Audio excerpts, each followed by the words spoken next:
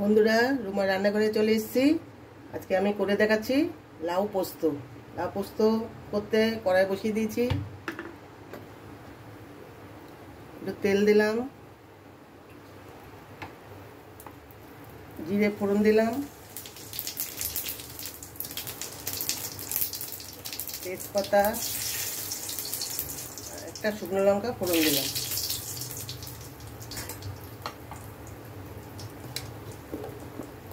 ছোট ছোট করে আলু কেটেছি, এটা দিয়ে দিলাম।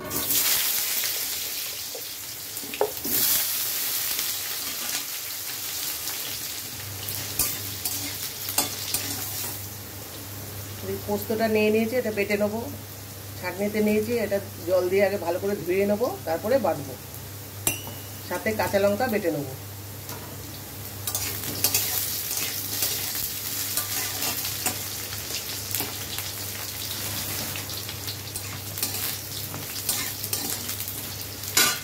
আলুটা একটু ভাজা ভাজা হয়েছে, লাউ কেটে নিয়েছি, এটা দিয়ে দেবো।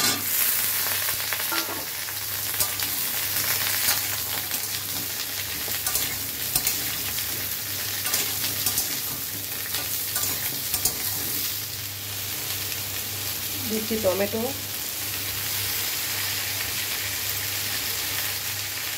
দিচ্ছি স্বাদ মতো নুন, হলুদ গুঁড়ো,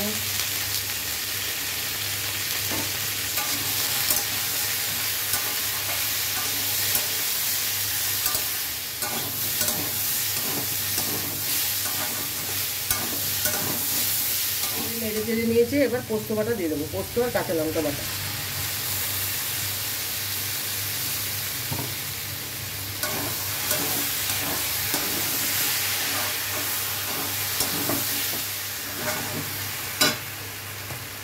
এবার একটু জল দেবো।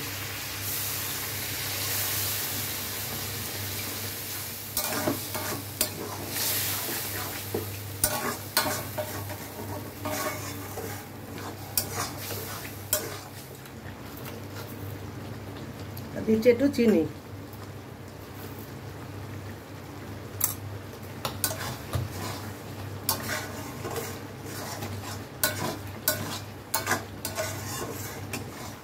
নামানোর আগে একটু ধনেপাতা দেবেন। আমার কাছে ধনেপাতা নেই, তাই আমি দিলাম না।